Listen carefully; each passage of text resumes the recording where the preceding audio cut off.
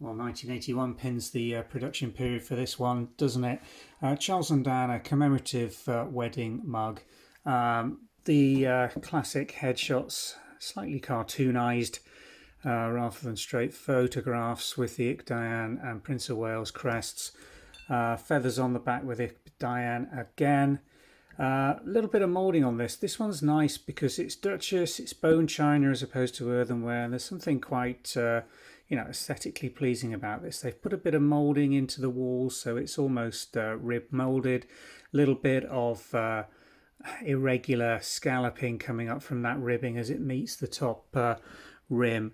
And it's a nice tall, as you can see, gently flared mug with a very nice, good, usable handle. So a very functional and pleasing to use in the hand porcelain coffee or tea mug.